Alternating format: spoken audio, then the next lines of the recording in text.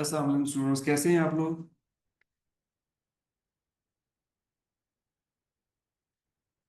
वालेकुम सलाम सर। वालेकुम अस्सलाम सर। चलो। वालेकुम अस्सलाम। थैंक यू बेटा, thank you very much.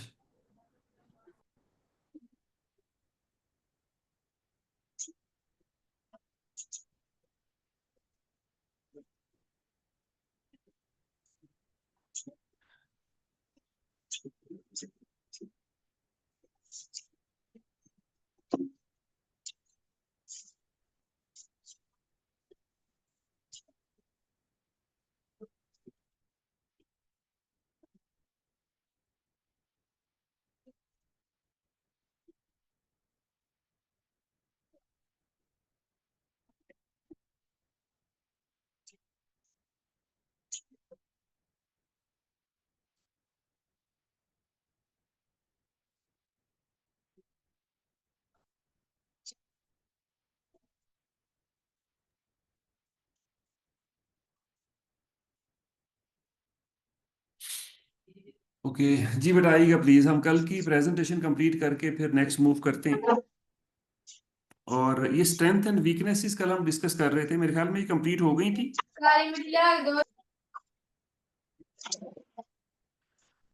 Ji sir, ये हो गई थी कंप्लीट। इसके बाद सेल्फ स्टडी गाइडलाइंस पर थे हम। चले आए। तो सेल्फ स्टडी गाइडलाइंस बेटा, कि आपने घर पे रहते हुए जो आपका सेल्फ स्टडी टाइम है क्लासेस के अलावा, उसको कैसे मैनेज करना है, उसमें कौन कौन सी एक्टिविटीज आपने परफॉर्म करनी है, बहुत इंपॉर्टेंट है।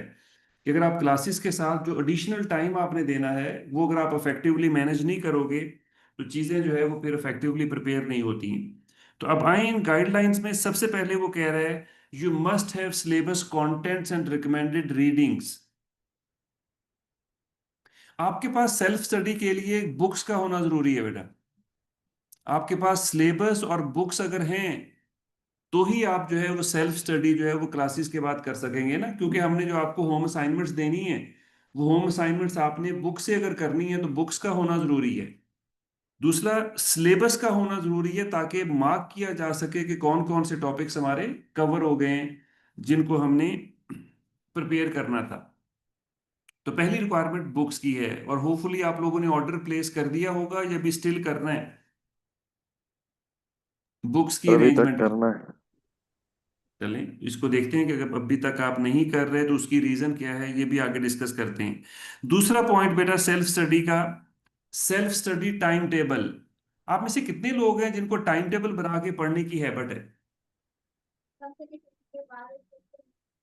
टाइम टेबल बना के पढ़ने की हैबिट कितने लोगों को है। ओके, तैमूर आपको है, मुझे आमना आपको नहीं है जी। यस, अब ये मिक्स्ड है ना, मिक्स्ड है। कुछ लोगों की हैबिट है, ज्यादातर की नहीं होती है, ज्यादातर की नॉर्मली नहीं होती। उसकी रीजन कि हम जिस एनुअल सिस्टम से आते हैं ना। Good Zoya, good. आपकी अगर हैबिट है तो बिल्कुल अच्छी बात है कि आपने टेबल बना लिया। नहीं बुरहान, माइंड में टाइम टेबल नहीं होता बेटा। माइंड में सिर्फ ड्रीम्स होते हैं या विश होती है।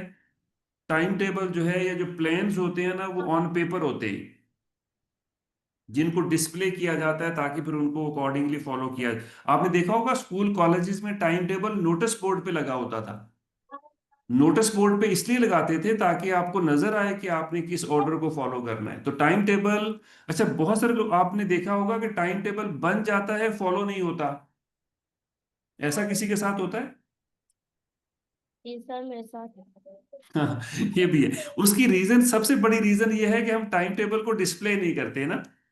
हम टाइम टेबल या माइंड में बना लेते हैं या कहीं रजिस्टर की बैक साइड पे, रजिस्टर के किसी पेज पे बना लेते हैं, ना वो रजिस्टर ओपन हो और ना हमें टाइम टेबल का पता चले। तो टाइम टेबल का पहली रिक्वायरमेंट ये है कि टाइम टेबल बना के आपको अपने स्टडी एरिया में डिस्प्ले करना है, ताकि आपको डेली नजर आए कि अगर आपने ये डिसाइड किया है कि आपने फॉर एग्जांपल अकाउंटिंग जो है, अगर मैं अकाउंटिंग की बात करूं कि वो आपको शाम को जो है वो 7 to 8 करनी है, तो आप 7 to 8 जब अकाउंटिंग का टाइम आएगा तो आप ज्यादा दिन रेजिस्ट नहीं कर सकेंगे। एक दिन आएगा कि आपको अल्टीमेटली बैठना पड़ेगा 7 to 8। तो बहरहाल, अच्छा, अब टाइम टेबल डजंट मीन कि आपने 24 आवर्स का प्लान बनाना है, ऐसा नहीं है। टाइम टेबल का मतलब यह है कि आपने जो 3 पेपर्स आप ले रहे हो, इन 3 पेपर्स के 3 स्टडी स्लॉट्स निकालने हैं बस। आपने सिर्फ ये डिसाइड करना है कि आपने अकाउंटिंग किस टाइम पे और कितना ड्यूरेशन करनी है, आपने इकोनॉमिक्स को कब और कितना ड्यूरेशन करना है, और जो आपका मैथमेटिक्स है उसको कब और कितना। तो इस 24 घंटे के टाइम स्पैन में से 3 स्लॉट्स निकालनी है बस आपने। वो आप इवनिंग की निकाल लें, वो आप मॉर्निंग में निकाल लें, वो आप नाइट में निकाल लें, जिधर आपको सूटेबल लगता है, जिधर आपको लगता है कि इफेक्टिवली आपका स्टडी टाइम है, उस टाइम पे बस 3 स्लॉट्स निकालें और इन 3 स्लॉट्स को बस डिस्प्ले कर लें कि जी ये मेरा स्टडी टाइम टेबल है जो कि मैंने फॉलो करना है। यस, वो तो फिर आप देख लें। कुछ लोग मॉर्निंग में इफेक्टिवली अच्छा हाँ, ये भी देखें ना कि आपका इफेक्टिव स्टडी टाइम क्या है। कुछ लोग मॉर्निंग में ज्यादा कंफर्टेबल फील करते हैं पढ़ना, कुछ लोग इवनिंग में, और कुछ लोग नाइट में या उसमें पढ़ना उनके लिए फिजिबल होता है, या वो ज्यादा इफेक्टिवली अंडरस्टैंड चीजों को कर पाते हैं। तो आप अपना वो इफेक्टिव टाइम भी आइडेंटिफाई करो कि आप जो है वो किस टाइम पे कंफर्टेबली चीजों को लर्न कर पाते हो या आप उसको अंडरस्टैंड कर पाते हो। तो वो टाइम स्लॉट्स आप निकालो और आपका टाइम टेबल बन जाएगा। ये दूसरी रिक्वायरमेंट आ गई।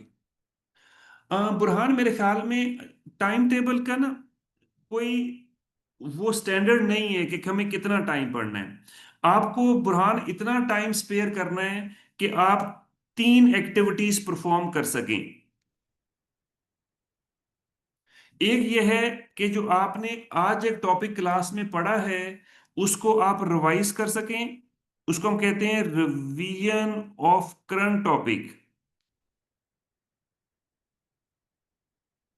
दूसरा, आप अगर कोई उस टॉपिक से रिलेटेड होम असाइनमेंट आपको मिली है तो वो होम असाइनमेंट आप कर सकें। और तीसरी चीज कि आपका जो प्रीवियस टॉपिक है ना उसकी रिवीजन आप कर सकें, revision of any previous topic. आपने डेली इन 3 एक्टिविटीज के लिए टाइम स्पेयर करना है। अब ये तीनों एक्टिविटीज 30 मिनट्स में हो जाए, ये तीनों एक्टिविटीज 1 आवर में हो जाए, या ये तीनों एक्टिविटीज 2 आवर्स में हो जाए, आपका टाइम टेबल डेली बेसिस पे इन 3 एक्टिविटीज को कवर करना चाहिए। कि जो आज का क्लास वर्क था, आज का जो टॉपिक था, वो आप रिवाइज करें। उस टॉपिक की अगर कोई होम असाइनमेंट है तो उस होम असाइनमेंट को अटेम्प्ट करें, और कोई भी प्रीवियस टॉपिक जो है उसकी रिवीजन जो है अगर आप करें, तो इन 3 कामों के लिए जितना भी टाइम आपका लगे वो एलोकेट करना है। वो आपको आइडिया हो जाएगा। मेरे ख्याल में शायद 45-50 मिनट से ज्यादा का ये एक्टिविटी नहीं होती है, या मैक्सिमम भी अगर आप लगा लें तो 1 आवर सफिशिएंट होगा अकाउंटिंग के पेपर के लिए इनिशियली स्टार्ट में। Yes okay sir. जी। अभी जो है ना सब्जेक्ट की नेचर का पता नहीं चल रहा कि किस सब्जेक्ट को कितना टाइम देना चाहिए, क्योंकि अभी स्टार्ट है तो थोड़ा हाँ थोड़ा बस, करें। टाइम तो कम रख लें। वेरी कर रहा है टाइम। आप 30 मिनट्स रखें बस। अब मैं अकाउंटिंग की बात करूं तो अकाउंटिंग यस। हार्डली, मेरे ख्याल में इनिशियली 30 मिनट्स काफ़ी हैं। यस और फिर सर। जैसे आपको लगे कि जी रिक्वायरमेंट बढ़ रही है, क्योंकि जब आप आगे जाएंगे तो रिवीजन के लिए टाइम थोड़ा सा ज़्यादा चाहिए होगा, टॉपिक्स भी थोड़ा सा ज़्यादा डिटेल में अगर चले जाएंगे तो वहाँ भी शायद थोड़ा सा टाइम ज़्यादा लगे, लेकिन मेरा नहीं ख्याल एब्सोल्युटली। कि ये 1 आवर से एक्सीड नहीं करेगा। Yes sir. चलिए नेक्स्ट टाइम बेटा। देन वो कह रहा है learn and use reading skill. Book reading बेटा एक टर्म हम यूज करते हैं, बुक रीडिंग। आपको पता है हमारे जो ज्यादातर पेपर्स हैं वो थ्रेटिकल हैं। इकोनॉमिक्स और आई टू बी तो 100% थ्रेटिकल है। अकाउंटिंग भी 70 to 80% थ्रेटिकली टेस्ट होती है। सिर्फ क्यूएम का एक पेपर है मैथमेटिक्स का जो न्यूमेरिकली ज्यादा टेस्ट होता है। तो अब ये जो थ्योरी के पेपर्स हैं, ये अगर इसको आपने अटेम्प्ट प्रिपेयर करना है तो आपको बुक रीडिंग करनी पड़ेगी। आप लेक्चर भी लेंगे, नोट्स भी पढ़ेंगे, लेकिन उसके साथ जो टेक्स्ट बुक्स हैं उनको रीड करना भी जरूरी होता है, ताकि आपको एक ओवरऑल अंडरस्टैंडिंग डेवलप हो, आपका एक जो कॉन्सेप्ट है वो बुक रीडिंग से रिफाइन हो। तो अब ये बुक रीडिंग बेटा एक स्किल है जो कि डेवलप करना पड़ती है या डेवलप हुई हुई होती है। तो अगर आपको बुक रीडिंग आप करने की पोजीशन में हैं, कर लेते हैं, तो फिर आपकी स्ट्रेंथ है। लेकिन अगर आप बुक रीडिंग नहीं कर पाते, या नहीं होती आपसे, या नहीं हैबिट है आपकी, तो फिर वो वीकनेस है जो कि आपको डेवलप करनी है। तो इसका फिर यही हल होता है कि ग्रेजुअली, आहिस्ता आहिस्ता आप स्टार्ट करें, हाफ पेज रीड करें, वन पेज रीड करें, ठीक है, और ग्रेजुअली अपना ये जो रीडिंग की हैबिट है इसको इम्प्रूव करें, ताकि जो कॉन्सेप्ट्स हैं वो आपके रिफाइन हो सकें।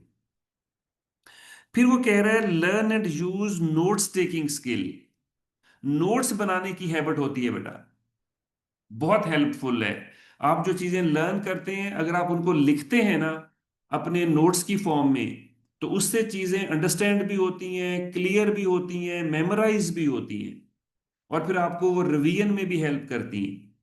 तो नोट्स जो हैं वो एक हैबिट है, जो एक टेक्निक है चीजों को जो है वो लर्न और मेमोराइज करने की, इसको सजेस्ट किया जाता है कि आप यूज करें।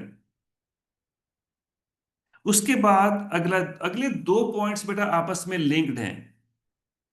आप जो कुछ भी लर्न करेंगे बेटा, जो नॉलेज भी आप अक्वायर करेंगे, उस नॉलेज की बेस पे पेपर डिजाइन होता है ना।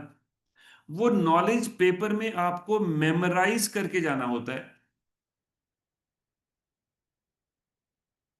जिसकी बेस पे फिर आप जो है वो जो ऑप्शंस होती हैं एमसीक्यूज की वो चूज करते हैं। अब जो चीजें आपने मेमोराइज करनी है, वो कैसे मेमोराइज होगी? दो टेक्निक्स बेटा यूज होती हैं चीजों को मेमोराइज करने की। एक है वॉलपेपर्स। आप में से किसी को हैबिट है वॉलपेपर बनाने की? एनीवन? Yes sir. नहीं है, ज्यादातर लोग नहीं सर। बनाते। अच्छा, ये नूर आप बना रहे हो, नहीं है। हाँ, ये ज्यादातर लोग नहीं बना रहे। बेटा वॉलपेपर का कॉन्सेप्ट ये होता है, ओके हारिस आप बनाते हो। वॉलपेपर का कॉन्सेप्ट ये होता है कि जो भी चीज आप मेमोराइज करना चाहते हो ना, उसको आप ड्रॉ करते हो, डिजाइन करते हो किसी एक पेपर पे, शीट पे, और उसको अपने स्टडी एरिया में डिस्प्ले कर लेते हो। और आप देखोगे कि इस टेक्निक से चीजें इतनी इफेक्टिवली मेमोराइज होती हैं कि आपको आइडिया ही नहीं होगा कि ऑटोमेटिकली इंफॉर्मेशन आपकी मेमोराइज होती जाती है। आपको स्पेशल रिवीजन करने की जरूरत नहीं पड़ती, आप सिंपली वॉलपेपर देखते हो, ऑटोमेटिकली सारा टॉपिक रिवाइज हो जाता है। इसको तो हम जो है ना वो अपने टाइम पे चीटिंग टेक्निक भी कहते थे, क्योंकि ये जो वॉलपेपर्स होते हैं ये एग्जामिनेशन में आपको ऐसे नजर आते हैं जैसे आप उनको सामने खड़े होकर देख रहे हैं।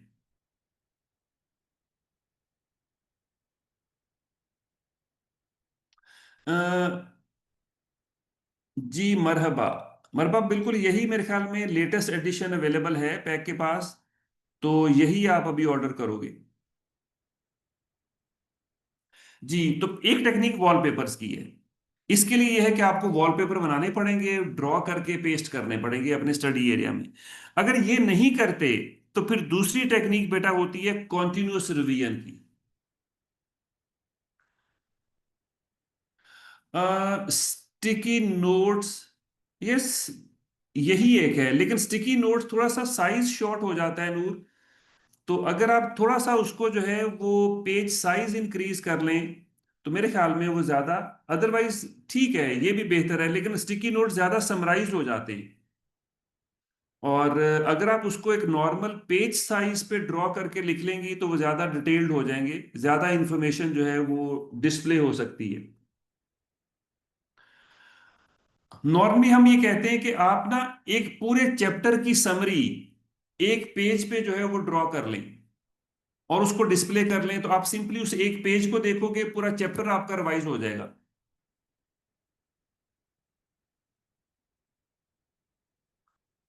आ, ईमान एट्थ एडिशन। ईमान एट्थ एडिशन में ना बहुत सा मटेरियल मिसिंग है बेटा मेरे ख्याल में। हमने नाइन्थ एडिशन में ना एमसीक्यूज का जो नंबर है वो डबल किया था, मुझे याद पड़ता है। एट्थ एडिशन में एमसीक्यूज देखें कहीं 50-60 की रेंज में है, लेकिन जो नाइन्थ एडिशन है उसमें एमसीक्यूज की प्रैक्टिस जो है वो अराउंड कहीं 100+ हो गई थी। तो मेरा ख्याल में अगर आप इसको अपडेट कर लें तो ज्यादा बेहतर रहेगा। ओके जी आमना, कलर शीट बहुत अच्छा है कि आप अपने इन वॉलपेपर्स को कलरफुल करें, कलर शीट्स यूज करें और उनको डिस्प्ले करें। नहीं अली, 10th एडिशन तो बेटा अभी नहीं आया। वो बेसिकली आई कैप की जो न्यू स्कीम है ना, उसको अपडेट करके फिर आएगा। तो क्योंकि आई कैप ने अभी अपना सिलेबस अवेलेबल किया है तो उसको थोड़ा सा टाइम लगेगा। जी हाशिम, बस ये एक बुक, पैक की बुक आप ऑर्डर कर देंगे। और जो आई कैप की बुक है वो मेरे ख्याल में ग्रुप में शेयर हो गई है। आई कैप का जो स्टडी टेक्स्ट है वो, ओके, ग्रुप में शेयर हो गया है, तो वो आपको सॉफ्ट कॉपी में मिल गया है। और पैक की बुक आप ऑर्डर कर लेंगे तो ये आपका मटेरियल अकाउंटिंग का कंप्लीट हो जाएगा। तैमूर, 10th एडिशन बेटा थोड़ा सा टाइम लगेगा अभी। मुझे लगता है कि शायद 1.5 मंथ या 2 मंथ लग सकते हैं उसको, क्योंकि वो काफी सारा अपडेट होना है। जो नए टॉपिक्स ऐड हुए हैं वो इंसर्ट होने हैं, उसके बाद फिर उसकी printing and so on, time लगेगा। वेट अगर आप करोगे, एक्चुअली ना हुआ ये है बुरहान कि 80% जो सिलेबस है ना वो 100% सेम है, जो पुरानी स्कीम में था और जो न्यू स्कीम में है। सिर्फ दो टॉपिक्स जो है वो अपडेट हुए हैं, तो वो दो टॉपिक्स आपके साथ फिर हम शेयर कर लेंगे अलहदा से। अदरवाइज फिर मेरे ख्याल में वेट करना फिजिबल नहीं। जी 9th एडिशन बिल्कुल ऑर्डर कर सकते हैं आप। तो सर जी 9th एडिशन के बाद 10th एडिशन की जरूरत नहीं पड़ेगी? मेरा उसमें ये होगा कि 10th एडिशन का जितना भी एडिशनल मटेरियल होगा ना, वो हम आपके साथ शेयर कर लेंगे ना फिर, तो इसलिए 10th की जरूरत नहीं पड़ेगी। ओके। हम्म।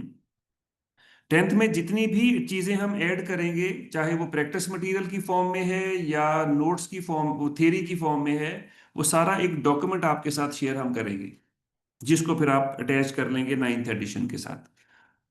ओके, दो चीजें मेरा मेमोराइज करने के लिए ना, एक है वॉलपेपर्स और दूसरा कॉन्टिन्यूस रिवीजन का मतलब।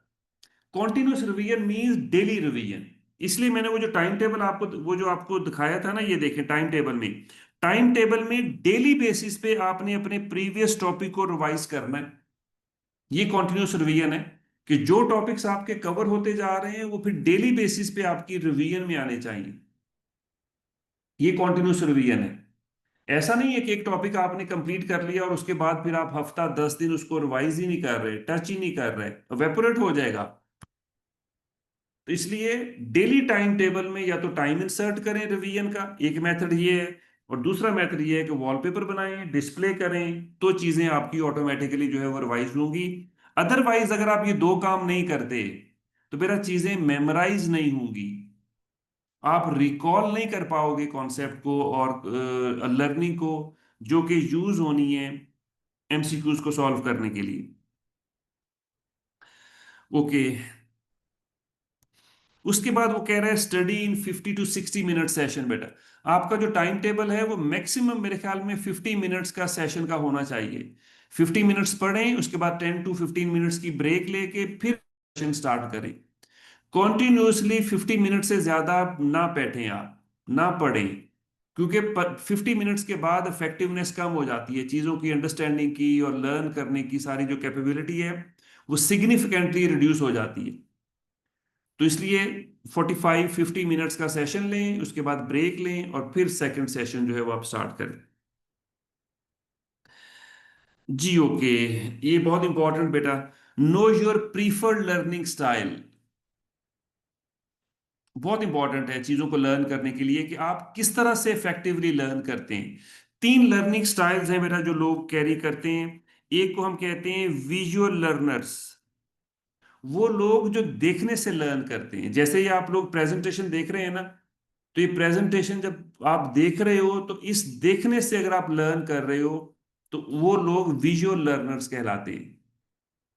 एक होते हैं ऑडिटरी लर्नर्स, जो देखने से कम सुनने से लर्न करते हैं। जी मोहम्मद, मैं करता हूं उसको। तो ऑडिटरी लर्नर्स वो लोग हैं जिनकी लिसनिंग स्किल डेवलप ज्यादा हुई होती है और वो लिसनिंग से लर्न करते हैं। और तीसरी टाइप है काइनेस्थेटिक लर्नर्स, वो लोग जो खुद जब तक अटेम्प्ट नहीं करेंगे, खुद जब तक रीड नहीं करेंगे किसी टॉपिक को, उस टाइम तक वो लर्न नहीं करते। वो उनकी रीडिंग, उनकी प्रैक्टिस जो है वो हेल्प करती है उनको लर्न करने में। तो अब इन तीन लर्निंग स्टाइल में से कोई एक स्टाइल बेटा आपका डोमिनेट कर रहा होता है, ओवर द ईयर आपका डेवलप हुआ होता है। तो अब इनमें से जो आपका लर्निंग स्टाइल है उसको यूज करें, और जो बाकी मीडियम्स हैं उनको भी साथ एड ऑन के तौर पे यूज किया जा सकता है, लेकिन मेन एक एरिया आपका जो है वो फोकस करेगा आपकी लर्निंग को। तो कुछ शेयर करना चाहेगा कि आप इन तीनों में से किस में ज्यादातर फॉल कर रहे हैं? Visual, kinaesthetic, okay, visual. कोई ऑडिटरी है? ऑडिटरी कोई नहीं है, कम हो गए बहुत। अच्छा ये ऑडिटरी जी, कश्यप आप ऑडिटर है, ऑडिटरी। राशिद, गुड। तो अगर आप ऑडिटरी हैं बेटा तो फिर आपको आपको फोकस करना है लिसनिंग पे, ठीक है। और ठीक है, बाकी मीडियम भी साथ यूज हो रहे होते हैं, लेकिन लिसनिंग ज्यादा फिर आपको।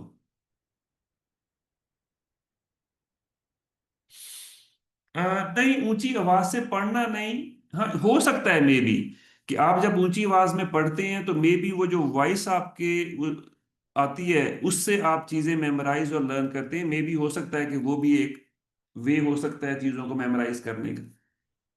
तो अब ये जितने लोग काइनेस्थेटिक कह रहे हैं बेटा, इनके लिए बहुत जरूरी है कि ये फिर लोग जो है वो टॉपिक जो हम क्लास में डिस्कस करें उनको खुद जाके रीड भी करें, उसको खुद अटेम्प्ट भी करें, क्वेश्चन सॉल्व भी करें, तो फिर आप लर्न करेंगे। अब देखिए ना, आप काइनेस्थेटिक है और आप सेल्फ स्टडी में नहीं पढ़ रहे, तो फिर कैसे लर्न करेंगे आप?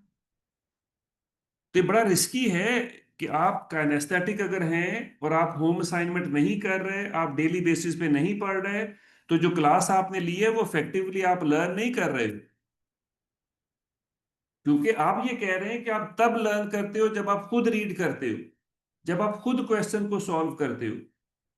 तो अगर आप खुद रीड और सॉल्व नहीं कर रहे तो फिर इसका मतलब आप इफेक्टिवली चीजों को नहीं लर्न कर पाओगे।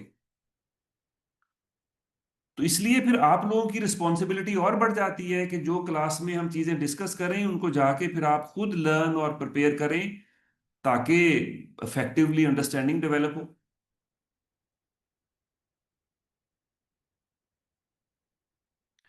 अबीर, देखिए अंडरस्टैंडिंग एक टॉपिक है जो आपको समझ आ गया विजुअल लर्निंग से, तो बाकी तो फिर बस आपने उसको रिवाइज, वो मेमोराइज या रिवाइज ही करना है, अदरवाइज अंडरस्टैंडिंग डेवलप हो गई है। लेकिन जो काइनेस्थेटिक है उनको समझ ही नहीं आई होती ऑडिटरी या विजुअल से, वो जब तक खुद नहीं रीड करेंगे उनकी कॉन्सेप्ट डेवलप ही नहीं होते।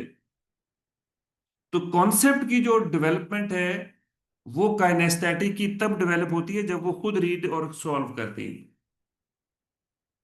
यानी कि सुनने से और देखने से वो इतना इफेक्टिवली लर्न नहीं करते। तो बहरहाल ये एक स्किल है जो कि ओवर द पीरियड डेवलप हुई होती है। वैसे आजकल ज्यादातर लोग, अगर हम इस लिस्ट को भी आप लोगों की देखें, तो विजुअल लर्नर ज्यादा होते हैं, ऑडिटरी बहुत कम हो गए हैं, क्योंकि हमारी लाइफ से लिसनिंग बड़ी कम हो गई है। हम ज्यादातर विजुअलाइज करके चीजों को जो है वो देख रहे होते हैं, हर चीज विजुअल फॉर्म में हमारे सामने आ रही है। तो बहरहाल ये मेरा लर्निंग स्टाइल है, जो भी आपका डेवलप हुआ हुआ है उसको यूज करें। नेक्स्ट आए, वो कह रहे हैं अवॉइड प्रोक्रेस्टिनेशन। बेटा, ये प्रोक्रेस्टिनेशन की जो हैबिट है ना, ये हमारा जो previous academic system, annual system है, उसमें हमारी डेवलप हो जाती है। हमें पता है कि पूरा साल हमारे पास होता है एनुअल सिस्टम में, तो हम अगर एक दिन, दो दिन, हफ्ता नहीं भी पढ़ेंगे तो कोई प्रॉब्लम नहीं है, चीजें मैनेज हो जाती हैं। लेकिन बेटा अब सीए के सेमेस्टर सिस्टम में अगर आप एक दिन भी चीजों को नहीं मैनेज करेंगे ना, तो वो डिफर हो जाएंगी और क्यूमुलेट होना शुरू हो जाएंगी। तो जो काम आज का है, जो असाइनमेंट आज की है, जो वर्किंग आज की है, वो आज कंप्लीट करके फिर आपने अगले दिन में एंटर होना है। तो प्रोक्रेस्टिनेशन, डिले नहीं करना। जैसे आप जो है वो कल अगर बुक का ऑर्डर कर सकते थे, तो आपने उसको आज पे डिफर किया है। आज अगर बुक ऑर्डर हो सकती है और आप उसको नहीं कर रहे, तो ये प्रोक्रेस्टिनेशन का सिम्टम है, जो कि आपको अवॉइड करना चाहिए।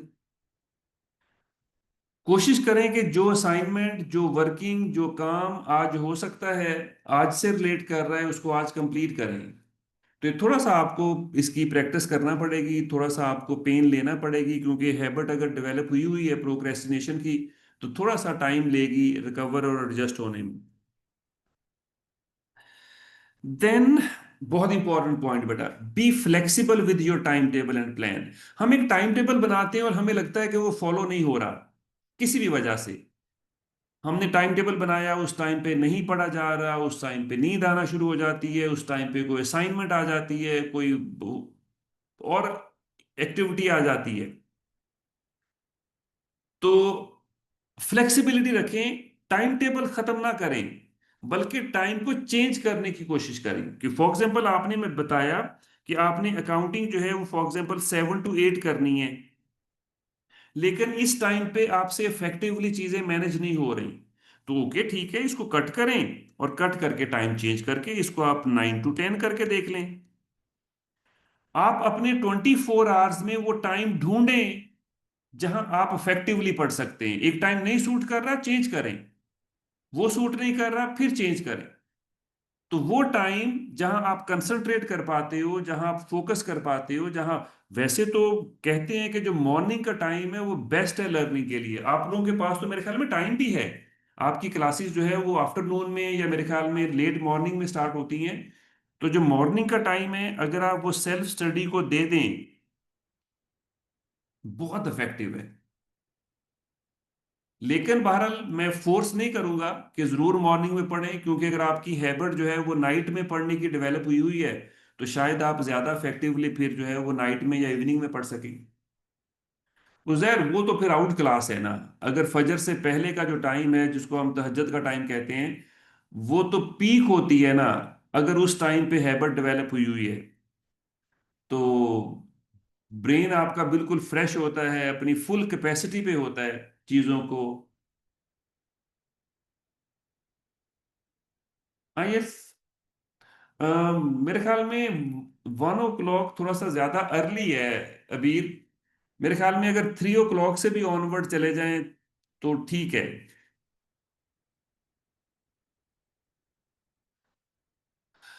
नूर एक्चुअली ना, ये वही है ना कि हैबिट डेवलप हुई हुई है। तो अगर आपकी थ्रू आउट द जो आपकी लाइफ है उसमें आप इवनिंग में या नाइट में पढ़ते आए हो और मॉर्निंग में हैबिट नहीं है, तो यकदम मॉर्निंग में शिफ्ट करना शायद सूटेबल ना रहे। हाँ सजेस्ट जरूर हम करते हैं ग्रेजुअली, अगर आप मॉर्निंग में शिफ्ट हो सके तो बहुत बेस्ट है। लेकिन अगर नहीं भी शिफ्ट हो पाते हैं तो ठीक है, आप जिधर कंफर्टेबल हैं, जिधर आपको सूट करता है आप उसको फॉलो कर सकते हैं, और ये वेरी करता है पर्सन टू पर्सन, बिल्कुल ठीक है। तो हम ये कह रहे हैं कि आप ढूंढें वो टाइम जिधर आप फोकस और कंसंट्रेट कर पाते हो। और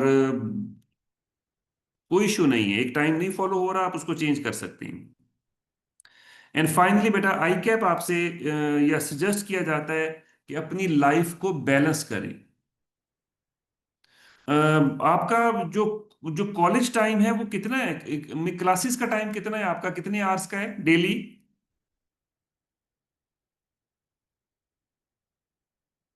डेली क्लासेस का टाइम कितना है? 4 to 5 आवर्स, 4.5? नहीं नूर, 6 का तो नहीं मेरे ख्याल में होगा। 3 hours and 45 minutes, 1 से 5:30, 2, 3, 4, 5, 4:30, 4 hours है अराउंड, ठीक है अराउंड 5 hours हम लगा लेते हैं।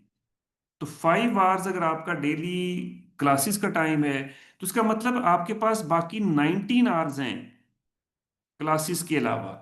अब ये 19 hours आपने बैलेंस करने, इसमें मेरे ख्याल में अगर आप जो है वो डेली 3 hours निकाल दें सेल्फ स्टडी के, तो बाकी आपके पास 16 hours बैलेंस करें। उसमें अपनी स्लीप बहुत अच्छी लें, अपनी सोशल एक्टिविटी है, कोई फिजिकल एक्टिविटी है, कोई आपने फैमिली टाइम है, जो भी करना है आप करें। तो अपनी हेल्थ का ख्याल रखें, आपकी हेल्थ बेटा कंट्रीब्यूट करती है। आप जितना फिजिकली हेल्दी होंगे उतना ही मेंटली आप अच्छा जो है वो परफॉर्म कर पाएंगे। तो ये मेंटल हेल्थ और physical health side by side चल रही होती है। तो इसको वो बैलेंस कह रहा है कि आप अपनी लाइफ में सारी चीजें ऐड करके एंड देन फिर कंटिन्यू करें। That's all. नहीं तो ये थी बेटा हमारी कोई सेल्फ स्टडी गाइडलाइंस, और कोई पॉइंट आप यहां तक डिस्कस करना चाहें तो मुझे बता दें। कोई क्वेश्चन यहां तक हो तो डिस्कस हम कर सकते हैं। हाँ, वॉलपेपर। मोहम्मद मोहम्मद वॉलपेपर बेटा हमने कॉन्सेप्ट यूज किया था, चीजों को मेमोराइज करना है हमने ना। हमने कॉन्सेप्ट्स मेमोराइज करने हैं, हमने फॉर्मूलाज मेमोराइज करने हैं, हमने और बहुत सारी ऐसी चीजें हैं जो कि पेपर में मेमोराइज करके जाना होता है।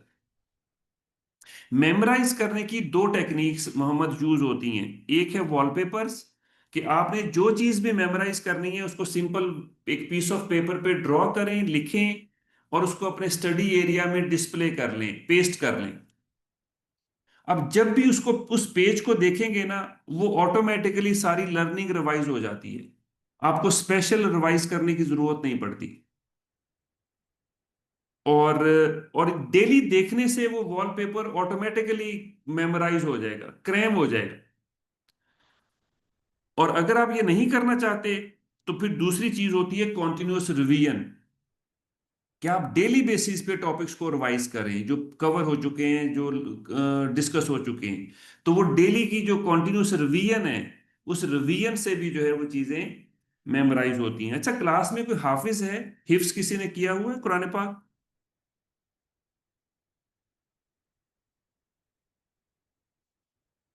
ओके लाइबा, आप हाफिज हैं। बेटा देखिए, कुरान हिफ्स होता है।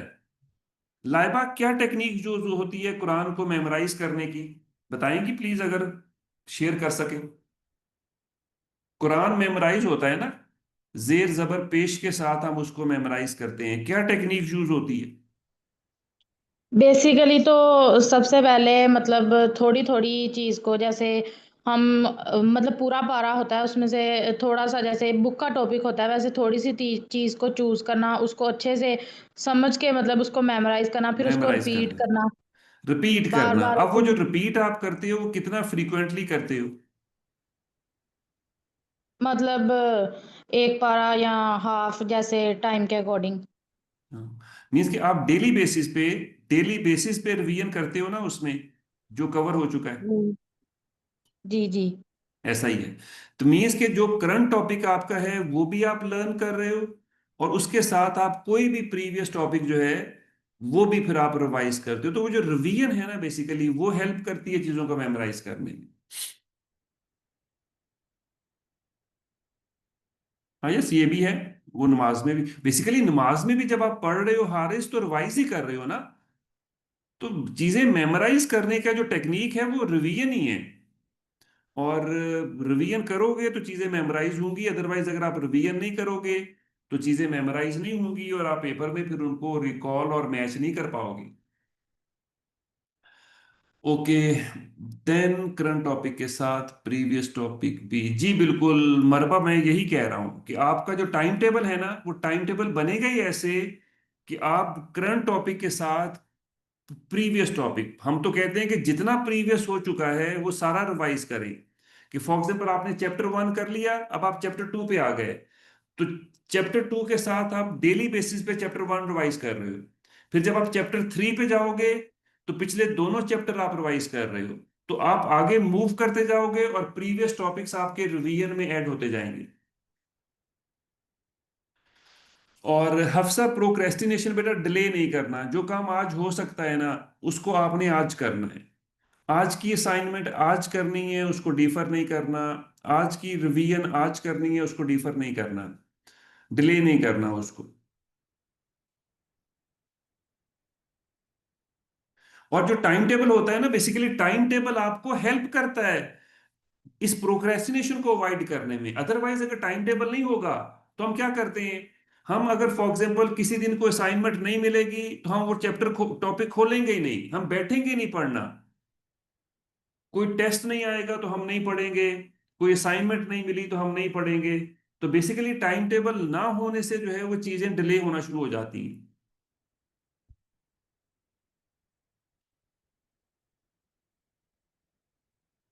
हम्म।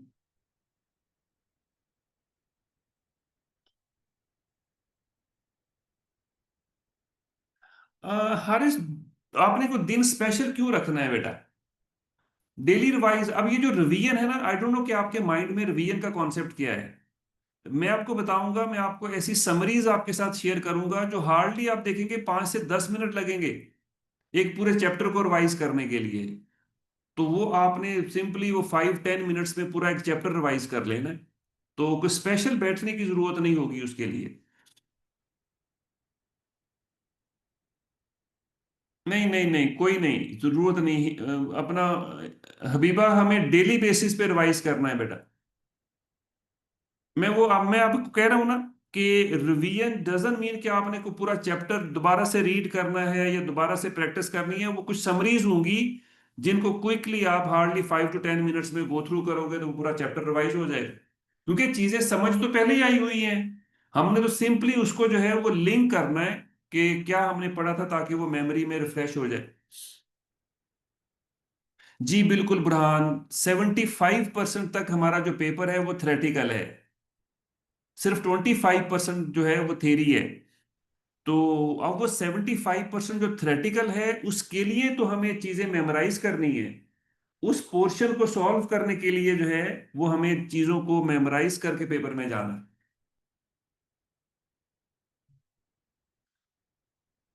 ओके, तो जी बोलिएगा बेटा। और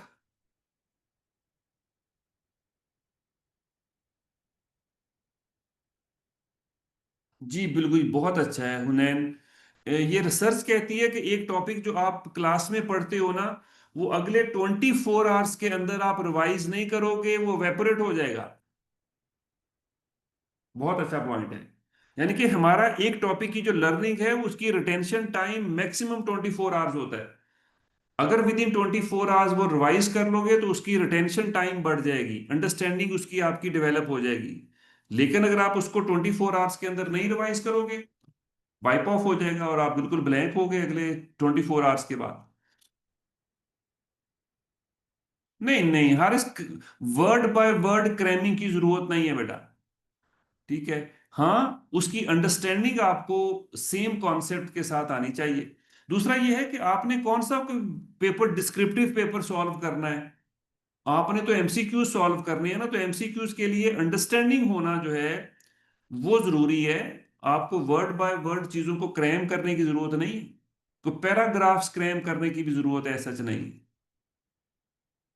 कॉन्सेप्ट्स क्लियर करें, लेकिन उस उन कॉन्सेप्ट को मेमोरी में भी रखना है आपने।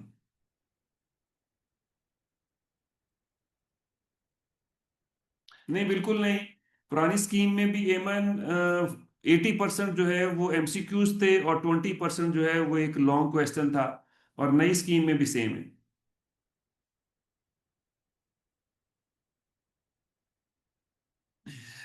अबीर, हमने अकाउंटिंग का थोड़ा इंट्रोडक्शन क्यों, हमने अकाउंटिंग ही तो करनी है अब आगे, हम बहुत सर सा I have a introduction question. लेंगे। हेलो। जी जी।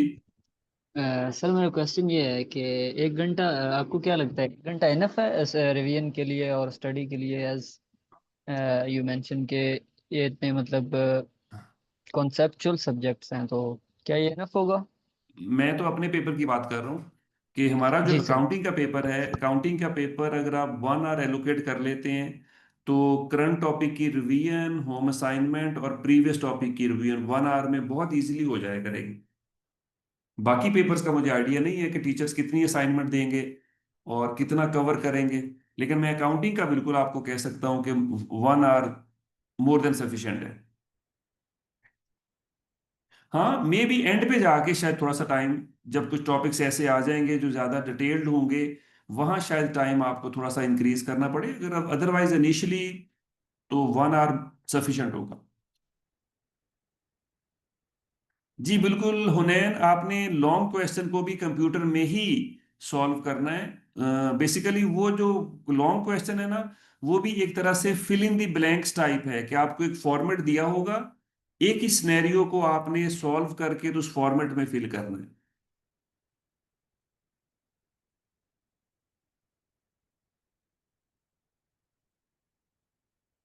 नहीं बिल्कुल नहीं हाशिम, उसका मेरा एक चैप्टर हमारे सिलेबस में है, चैप्टर 10 है। फाइनेंशियल स्टेटमेंट्स की प्रेपरेशन का एक टॉपिक है, चैप्टर 10। लॉन्ग क्वेश्चन सिर्फ उसी टॉपिक में से आएगा, किसी और टॉपिक में से नहीं होगा। जी, उसमें हुनैन कुछ पॉइंट्स ऐसे हैं जो कि आपको टाइप करने हैं, कुछ फिगर्स ऐसी होंगी जो टाइप करनी है, और कुछ फिगर्स होंगी जो आपको ड्रॉप बॉक्स में से चूज करनी है।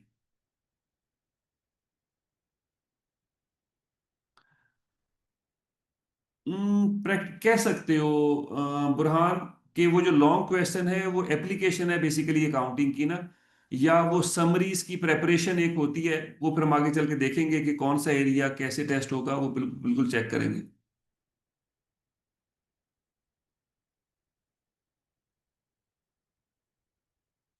लाइबा, आपके पास कोऑर्डिनेटर का नंबर होगा बेटा, तो वो कोऑर्डिनेटर से कांटेक्ट कर लें तो वो आपको गाइड कर देंगे कि कैसे आपने प्रोसेस करना है इसको। हाँ तैमूर, बिल्कुल मैथमेटिक्स का यूज है बेटा, लेकिन मैथमेटिक्स बेसिक लेवल का मैथमेटिक्स है, कोई एडवांस मैथमेटिक्स नहीं है। Plus minus multiply percentage ratios, इस तरह की जो इक्वेशंस, बेसिक जो मैथमेटिकल टेक्निक्स हैं या जो कॉन्सेप्ट्स हैं, सिर्फ वो यूज होते हैं। बाकी आई कैप आपको तो बड़ा एडवांस लेवल का मैथमेटिक्स भी करवा रहा है ना, पूरा पेपर आप कर रहे हो, लेकिन अकाउंटिंग में मैथमेटिक्स बिल्कुल बेसिक लेवल का यूज होगा।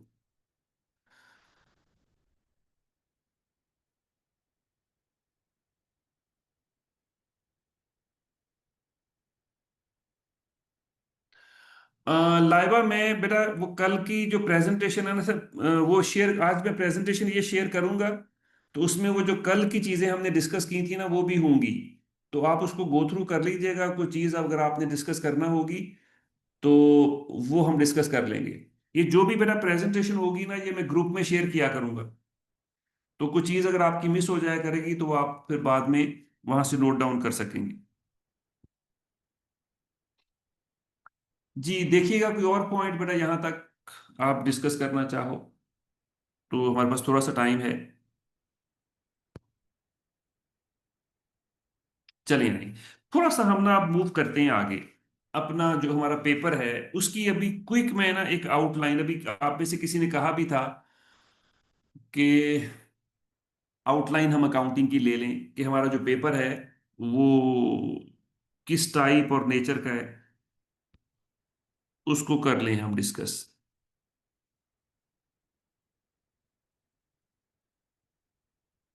जी बेटा आइएगा, मैं क्विकली इसकी आउटलाइन आपको देता हूं। हमारा पेपर का टाइटल और नंबर बेटा है PRC 1, fundamentals of accounting. Fundamentals का क्या मतलब होता है? फंडामेंटल्स किसे कहते हैं? बेसिक्स। हमारी अकाउंटिंग की जो बेसिक है ना, जो बेस कह लें आप, जो बेसिक कॉन्सेप्ट्स हैं वो इस पेपर में कवर होने, मींस कि आपकी पूरी अकाउंटिंग की जो बेस है, जो आपने सीए में अकाउंटिंग करनी है या जो आपने प्रोफेशनल लाइफ में जाके अकाउंटिंग करनी है, उसकी सारी बेस आपकी इस पेपर में डेवलप होगी। बहुत इंपॉर्टेंट पेपर है अकाउंटिंग के पॉइंट ऑफ व्यू से। सारा जो आपका इंटरेस्ट है इस पेपर में, अकाउंटिंग के पेपर में, वो आपका इस पेपर में डेवलप होना है। आपको अकाउंटिंग अच्छी लगती है या बुरी लगेगी, वो भी इस पेपर पे डिसाइड होना है, क्योंकि फर्स्ट टाइम आप एक पेपर करने जा रहे हो। ओके, इस पेपर को बेटा हमने 4 सेक्शंस में डिवाइड किया था। पहला था recording financial information, recording financial information पहला सेक्शन था। दूसरा सेक्शन था एडजस्टमेंट्स इन रिकॉर्डेड इंफॉर्मेशन, दूसरा सेक्शन। तीसरा पॉइंट हमारे पास था preparation of financial statements,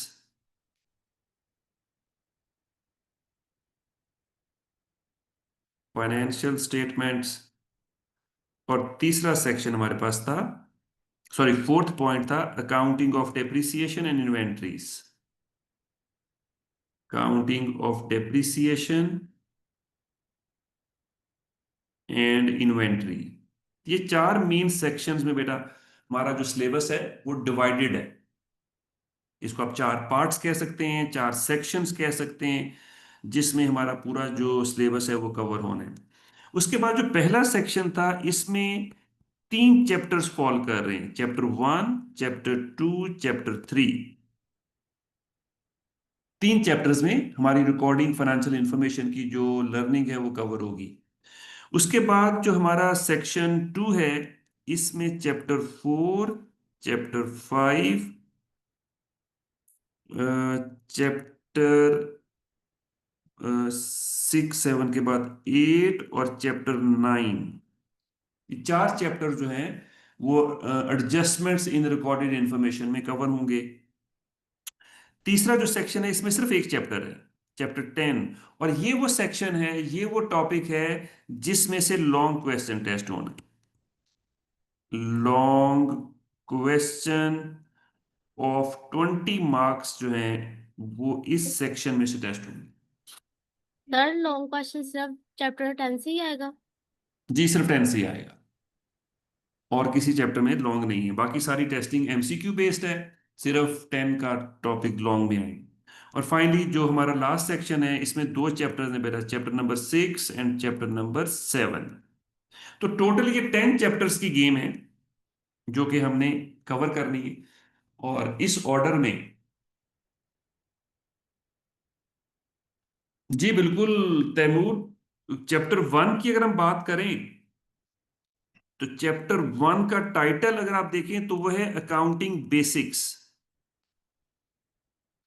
accounting basic, basics भी कह सकते हैं, अकाउंटिंग फंडामेंटल्स भी कह सकते हैं। तो ये अकाउंटिंग बेसिक्स का पहला चैप्टर है जो कि हमने स्टार्ट करना है। इस चैप्टर को थोड़ा सा अगर मैं आउटलाइन दूं तो इसमें 2 मेन सेक्शंस हैं बेटा जो कि हमने कवर करने। इसमें हमने बिजनेस एंड अकाउंटिंग की जो अंडरस्टैंडिंग है, सारी थ्योरेटिकल अंडरस्टैंडिंग, वो डिस्कस करनी है कि बिजनेस क्या होता है और अकाउंटिंग क्या होती है। और दूसरा फिर अकाउंटिंग करते हुए जो हमने एक कॉन्सेप्ट यूज करना है, डबल एंट्री बुक कीपिंग का एक कॉन्सेप्ट है, जो कि फिर प्रैक्टिकल अकाउंटिंग स्टार्ट होती है हमारी डबल एंट्री बुक कीपिंग से, वो डिस्कस हमने करनी है। तो ये 2 सेक्शंस में हम चैप्टर 1 जो अकाउंटिंग बेसिक्स का है वो कवर करेंगे। और अगर हम बिजनेस एंड अकाउंटिंग की बात करें तो बिजनेस एंड अकाउंटिंग में बेटा 5 एरियाज हैं जो कि 1 बाय 1 हमने कवर करने हैं। स्टार्ट हमने करना है इंट्रोडक्शन ऑफ बिजनेस से, क्योंकि हमारी जो अकाउंटिंग है बेटा जो हमने करनी है वो 100% बिजनेस एक्टिविटीज को डील करती है। तो अकाउंटिंग करने से पहले बिजनेस का जो कॉन्सेप्ट है उसका क्लियर होना जरूरी है कि हम किन एक्टिविटीज को बिजनेस कहते हैं,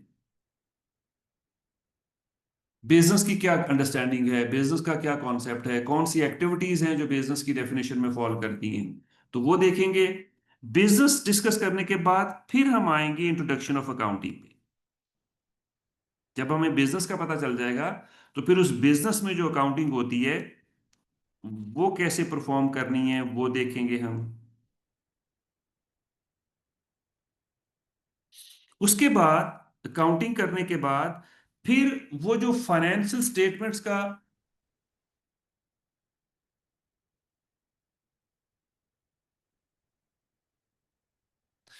वो जो फाइनेंशियल स्टेटमेंट्स की हमने ऊपर बात की थी वो डिस्कस हम करेंगे कि फाइनेंशियल स्टेटमेंट्स कौन कौन सी बनाई जाती हैं अकाउंटिंग में। फिर उसके बाद एक ट्रांजैक्शन का कॉन्सेप्ट है, ये सारे टेक्निकल वर्ड्स हैं, मैं भी इनकी डिटेल में नहीं जाऊंगा। और फाइनली यूजर्स का एक वर्ड है, यूजर्स ऑफ फाइनेंशियल स्टेटमेंट्स। तो ये 5 एरियाज हैं बेटा जो कि 1 बाय 1 हमने बड़ी डिटेल्स के साथ डिस्कस करने हैं बिजनेस और अकाउंटिंग के सेक्शन। बाकी डबल एंट्री बुक कीपिंग अभी मैं डिस्कस नहीं करूंगा क्योंकि वो थोड़ी सी चीजें और टेक्निकल हो जाती हैं, तो वो फिर जब हम उस सेक्शन पे जाएंगे तो फिर उसकी हम आउटलाइन भी ले लेंगे और उसको डिस्कस भी हम कर लेंगे। तो अभी फिलहाल हमारा जो फोकस है, एटलीस्ट 5 to 6 डेज हमें लगेंगे इन 5 टॉपिक्स को कवर करने में, क्योंकि ये पूरा पूरा एक टॉपिक है जो कि हमें बड़ी डिटेल से डिस्कस करना है।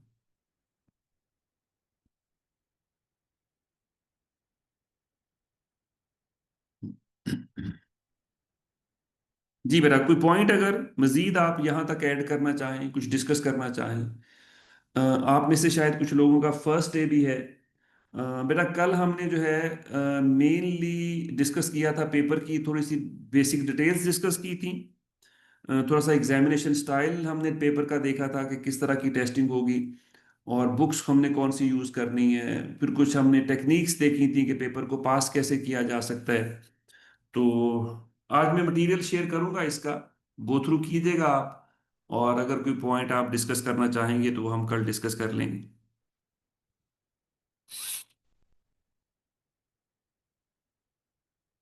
जी बेटा, देखें कोई और पॉइंट आप यहाँ तक डिस्कस करना चाहें तो मुझे बता दें।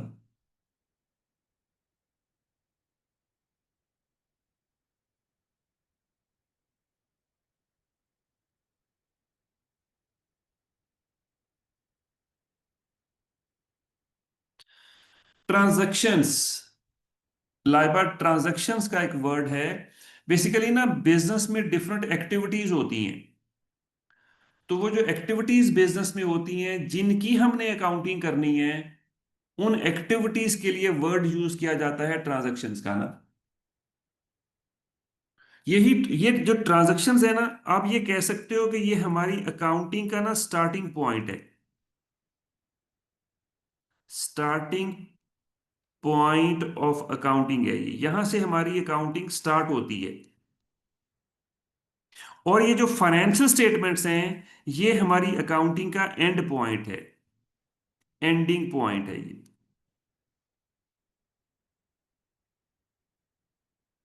तो हमने स्टार्टिंग कहां से करनी है और एंडिंग कैसे करनी है, वो इस सेक्शन बड़ा कॉम्प्रिहेंसिव सेक्शन है। इसमें आपको पूरा जो अकाउंटिंग का प्रोसेस है ना, स्टार्ट से लेके एंड तक, वो थ्योरेटिकली कवर हो जाएगा हमारा, थ्योरेटिकली हम डिस्कस कर लें।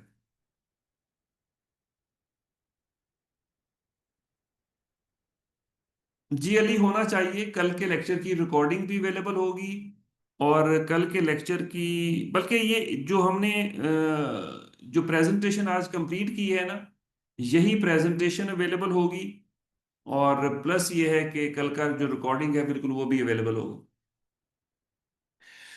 तैमूर, नोट्स नहीं होंगे बेटा, प्रेजेंटेशंस होंगी जो हम यहाँ गो थ्रू किया करेंगे, डिस्कस किया करेंगे। तो वर्ड फॉर्म में नहीं है, पावर पॉइंट की प्रेजेंटेशंस होंगी जो कि फिर अवेलेबल होंगी आपके पास। और उन्हीं को आप नोट्स कहना चाहें नोट्स कह सकते हैं, उन्हीं को आप कोई नाम देना चाहें। और तो नोट्स होंगे, साथ फिर कुछ क्लास असाइनमेंट्स और होम असाइनमेंट्स होंगी। और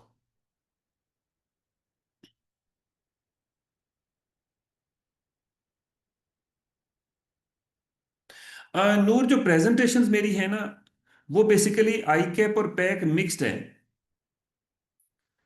तो उसमें आई कैप और पैक दोनों को कंसिडर करते हुए, दोनों को सामने रखते हुए उनको डिजाइन किया गया है।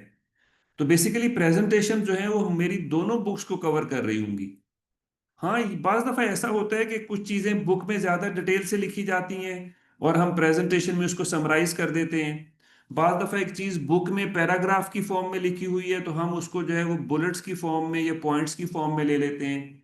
कुछ चीजें बुक में एक्सप्लेन की होती हैं तो वो फिर हम क्लास में वर्बली एक्सप्लेन कर देते हैं, उसको प्रेजेंटेशन में नहीं लेते। तो प्रेजेंटेशन जो है वो बेसिकली आई कैप और पैक का जो है वो आप कह लें कि समराइज्ड वर्जन होगा।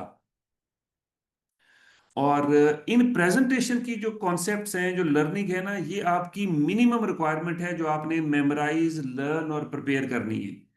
इसके साथ आप बुक रीड करना चाहेंगे तो वो फिर आप आई कैप रीड करना चाहें आई कैप कर लें, पैक रीड करना चाहते हैं पैक कर लें, तो जो आपको अच्छी लगे। लेकिन अगर आप सिर्फ प्रेजेंटेशन भी करना चाहते हैं वो भी काफी है इस पेपर को पास करने के लिए।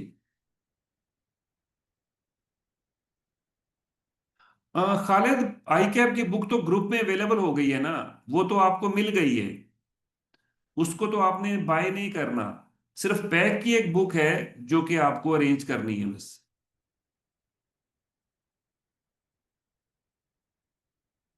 जी बिल्कुल, जो टॉपिक हमारा कंप्लीट होता जाएगा उसकी प्रेजेंटेशन मैं शेयर किया करूंगा, साथ उस टॉपिक की होम असाइनमेंट हुआ करेगी, वो मैं शेयर किया करूंगा। और जब पूरा टॉपिक हमारा कंप्लीट हो जाएगा, पूरा चैप्टर कंप्लीट हो जाएगा, तो उस पूरे चैप्टर की एक समरी जो है वो भी फिर मैं शेयर किया करूंगा।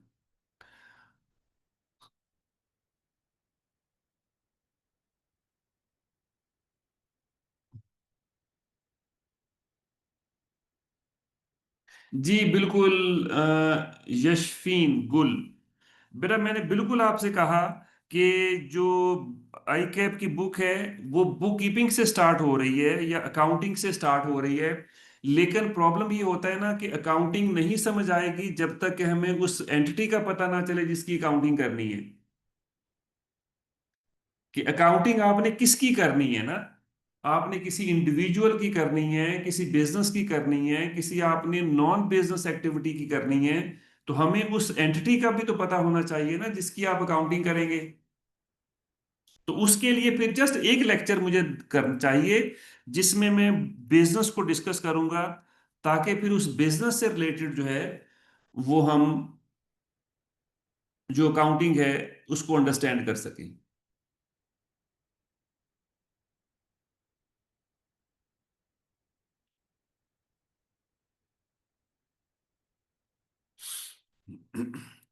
क्योंकि बाज दफा ना बुक बड़ी स्ट्रेट फॉरवर्ड हो जाती है, चीजों को जो है वो कुछ चीजें जो कि शायद अंडरस्टैंडिंग के लिए रिक्वायर्ड होती हैं, बाज दफा बुक उनको स्किप कर रही होती है। तो हमें लगता है कि कुछ चीजें ज्यादा डिटेल में डिस्कस होनी चाहिए।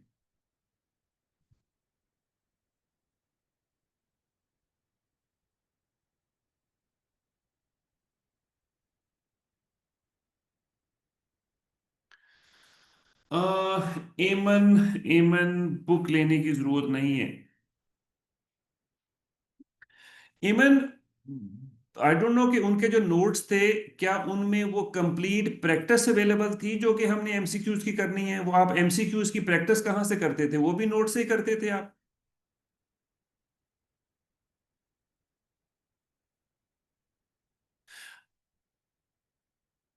हम्म।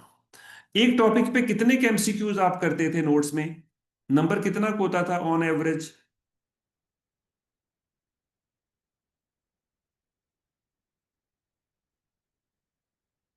ऑन एवरेज कितने के एमसीक्यूज एक एक चैप्टर के आप नॉर्मली सॉल्व करते थे उन नोट्स में?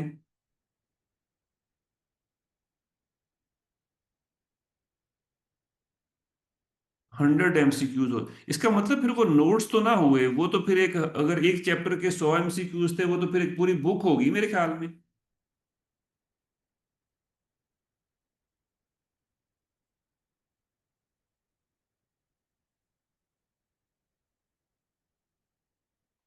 देखो ना कि आप, उन्होंने थ्योरी भी डिस्कस की होगी, थ्योरी के बाद फिर 100 एमसीक्यूज भी हर टॉपिक के ऐड हुए, तो एटलीस्ट वो एक बुक ही बन गई है उनकी, जो कि वो आपसे शेयर करते होंगे।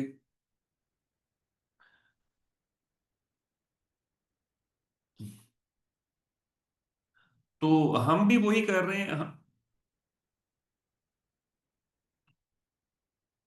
देखें, मैं भी आपसे यही कह रहा हूं कि, लेकिन कि आप ये जो नोट्स मैं आपसे शेयर करूंगा ना सफिशिएंट है पेपर को पास करने के लिए, लेकिन मैं फिर भी सजेस्ट करूंगा कि आप कोई ना कोई बुक साथ जरूर रीड करें, ताकि आपकी बुक रीडिंग की हैबिट भी डेवलप हो। ठीक है, और दूसरा फिर ये है कि बुक बाज दफा आपके कॉन्सेप्ट्स को ज्यादा रिफाइन कर, बुक को मेमोराइज नहीं करना आपने, आपने सिर्फ बुक को रीड करना होता है, ताकि आपके जो कॉन्सेप्ट्स हैं वो ज्यादा रिफाइन हो जाएं, ज्यादा क्लियर हो जाएं। और जी आयरा, वो देख लीजिएगा आप पैक की बुक रीड करना चाहें पैक की बुक रीड कर सकती हैं, आपको आई कैप की बुक अच्छी लगती है आई कैप की बुक रीड कर सकती हैं, जो आपको अच्छी लगे। लेकिन जो प्रैक्टिस हमने करनी है वो पैक से ही करनी है, जो एमसीक्यूज हम करेंगे वो पैक की बुक से ही करेंगे।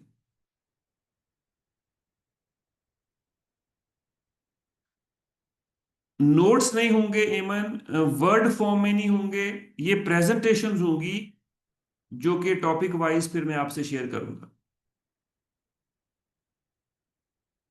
जी हाशिम, बिल्कुल ठीक है।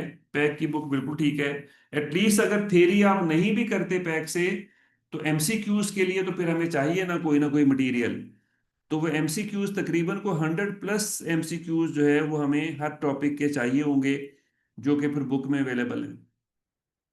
फिर वो जो लॉन्ग क्वेश्चंस हैं, लॉन्ग क्वेश्चंस के लिए भी तो मटेरियल फिर हमें चाहिए ना, तो वो भी फिर आई कैप में सफिशिएंट नहीं है।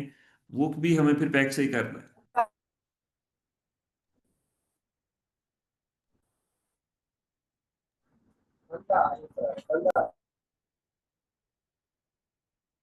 नहीं अदनान, अदनान ये बुक से टेस्ट वाला सिचुएशन खत्म हो गया बेटा। वो जो बुक से टेस्ट आया करते थे वो शायद सिर्फ एफएससी तक या मैट्रिक तक होंगे। अब बुक से एमसीक्यूज नहीं आने। बुक सिर्फ आपको एमसीक्यूज की प्रैक्टिस करवाएगी, आपकी स्किल डेवलप करेगी, आपके कॉन्सेप्ट्स को डेवलप करेगी। जो टेस्ट होंगे वो अनसीन होने। आपने अपनी लर्निंग, अपने कॉन्सेप्ट्स, अपनी प्रैक्टिस को यूज करते हुए जो है उन अनसीन क्वेश्चंस को जो है वो सॉल्व करना है, जो कि टेस्ट में आएंगे। क्योंकि आई कैप में कोई एमसीक्यू सीन नहीं आता। 99% जो एमसीक्यूज पेपर में आते हैं वो अनसीन होते हैं। तो इसलिए हमें अपने आप को ट्रेन भी वैसे ही करना है कि हम अनसीन एमसीक्यूज को सॉल्व करने की जो है वो स्किल डेवलप करें। जी बिल्कुल, पैक की बुक सिलेबस कवर करती है।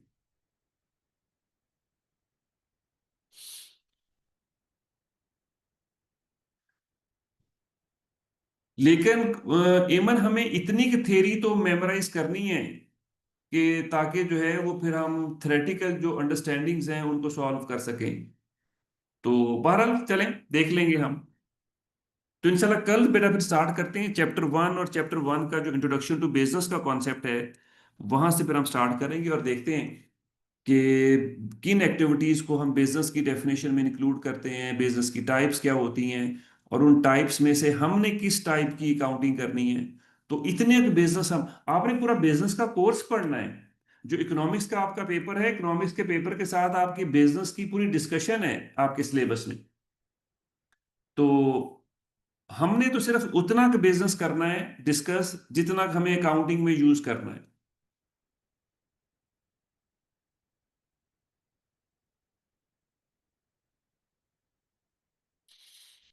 चलिए, तो ओके बेटा, फिर आज इधर ही वाइंड अप हम करते हैं, और कल इंशाल्लाह फिर जो है वो सेम टाइम पे हम इंट्रोडक्शन टू बिजनेस का जो कॉन्सेप्ट है उसको करेंगे स्टार्ट और डिस्कस करेंगे।